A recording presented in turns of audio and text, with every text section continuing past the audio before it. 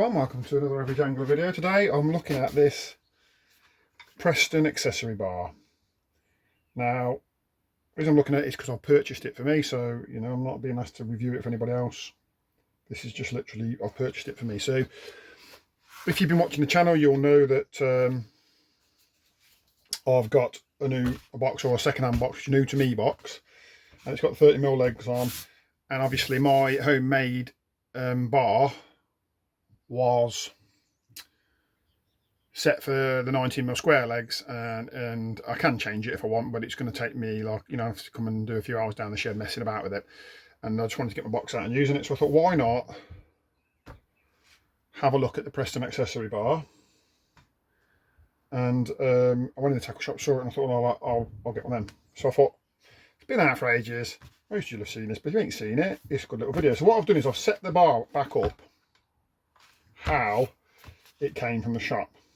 They with the exception of the fact that two of the quick snap lock pieces are actually on my keep nets, because they're going to stay on the keep net. So you get this, what you get, this bit here, you get those, and you get 3 snap locks. And the snap lock, I bought a 4th snap lock because I can foresee situations in the summer where you need 4 nets. I mean, if you go to say you've seen me fish acorn, you need a net for your silvers, and then you've got £50 net limits for carp.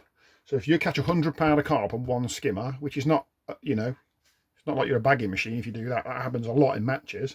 You need another net. So 4 nets to me is the absolute minimum these days that you need in the summer. Or say you need, some matches you won't use them, but you need to have them with you, because I mean, actually, if you weigh if you've got £150 and a skimmer, now you've got to start thinking about, do I chuck that skimmer back, or have I got to mess about with another net somewhere, or whatever. So 4 or 5 nets is a sort of amount that you need to have in match fishing situations nowadays on commercials. Right, sidetrack. So it comes with 3, and I've bought another one for 4. And if I need a 5th, I'll probably just drag one of the nets out of the way, wedge it somewhere, and put a 4th and a 5th net in if I've got one. I've got 5 nets, and that's my limit at the moment. I've not got any more. I'm not good enough to need any more. So the snap lock bit, because I've got one here, I'll show you. That's how it comes. And it's obviously slides onto there, moves back and forward, quick release. That part threads onto your keep net.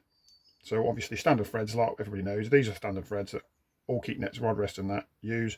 Screws on there, slots into there, clicks onto there, you fish in. At the end of the match, you do that. Obviously it's a little bit easy to take out when you've got a net on it. Sometimes they are a little bit tight in the noose, so grab that, pull it out, that stays on your net. Now for me, there's a problem, a minor problem, which is really easy to overcome, and I'm going to show you. I don't want my locks like that. I want them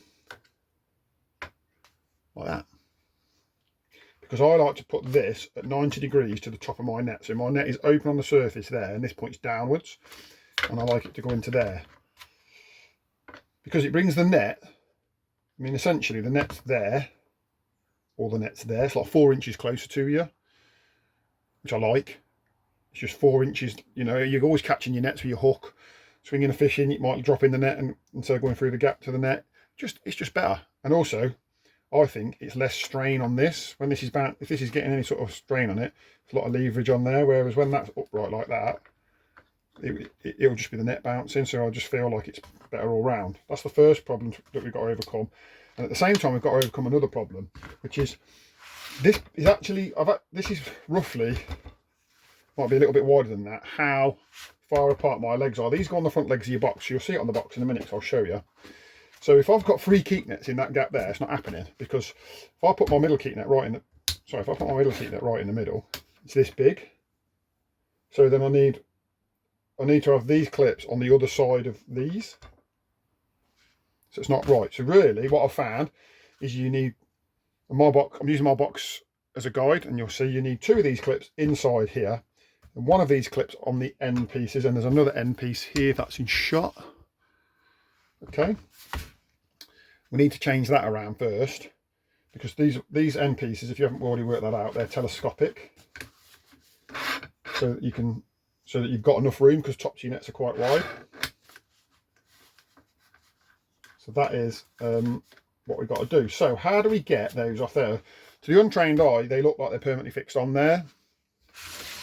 I'll show you how simple it is. You've got to get everything off one end or the other, and it comes off either end. And all you've got to do is on the telescopic piece, screw adjust the screw that tightens it in position off completely. And what will happen is this plastic sleeve will come away then. So the telescopic leg comes all the way out, and the plastic sleeve comes off. Okay. Now I've had that in the wrong place because I've been messing about doing it. What you should have is a hole there. So you should have a hole like that, and that on there. So what happens is when you tighten it, it goes through that thread, through that hole, and squeezes onto that. Okay? That's what you should find when you slide it off. Now, all of your devices will just slide off the end. You can leave that one there if you wish. And obviously you've got these. So you've got these pieces which go onto your box. Now what are these? These are actually another quick release, like another quick release adapter that slides down into there. That bit goes up and down your box. So you can have this up the other way around, you can have it however you want. Okay? Gives you lots of flexibility on how you want it. That's what they are if you were wondering. So I do actually want to take this one off. What am I talking about? Because I want these pointing upwards. Like I said, so I want that one pointing upwards. And I want that one pointing upwards. Okay? I'm not going to tighten them up because we'll go outside and move it on the box in a minute. And then I want this, then I want one of the legs on. Okay? Once you've got that set right to your box, when you can leave these bits on your leg, and you can pop these off. Well, tell you what, scramp that, we'll do that outside, I'll show you. And then you can put your telescopic piece back on. Oh, did it wrong, didn't I? You've got to find your hole, slide your plastic, whatever that is called, sort of collar, so that the thread is on the same point as the hole. Then slide that in. It can go in any way, this doesn't matter. Then you can put your thread back in and just spin it down until it touches so it don't fall out on you. So then you're left with your two spares. So if that's going to sit on your box like that, you want these on the end pointing upwards like that. So there, should you need them. So there we have it. And then, like I say, they're all sitting there like that, and you put your net in. So you can adjust this to how you want sorted. So what we're going to do is go out on the box. I'm going to fit it to the box, which I won't be able to do and hold the camera, but I'll fit it to the box and then we'll talk through how it works. So give me a second. There it is, guys. We're back out in the garden, fitted to the box. Now I've left it up high just so it's easy to see, but I mean I would normally have that down as low as I can, sort of down here. But there are scenarios where you want it up high because some fisheries, the carp do jump out the nets, and sometimes you want it higher. Okay, then if you're fishing with your two nets, you've got that net and that there, and then if you need a third net, you can just slide that out to wherever you want, tighten it up, and then you can get your third net in, and the same at the other end with the fourth net. Okay, if you've got space saver nets, you might be able to get free, and I don't know, space saver ones I've got smaller tops on. Simple, right? Then when it comes to packing away, spin around here, you can unclip this, and with a bit of wiggling, because it's quite tight to do one-handed, that will pop off there and there, and that can be stored away somewhere. So what you can do then, I'll film that bit again because my camera went off. So what you can do then is put that down there, spin it around, put that one down there, spin it inside like that, inside's best, and then they're out of the way for when you get to when you put your box away.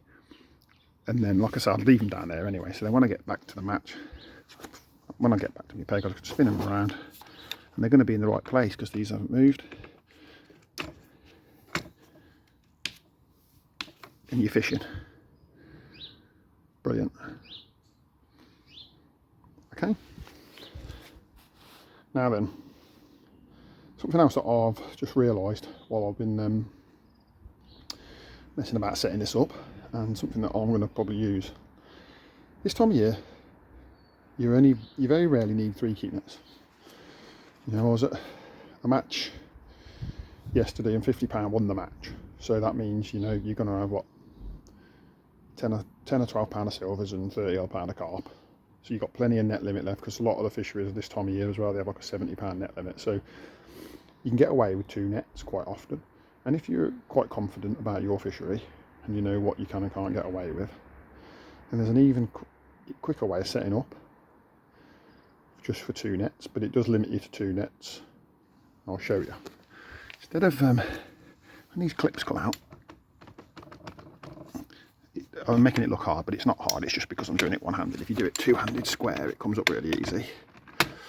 Okay, so now we've got those on the box. So what do we need? We've got 2 squares. We've got a square there, and we've got a square there.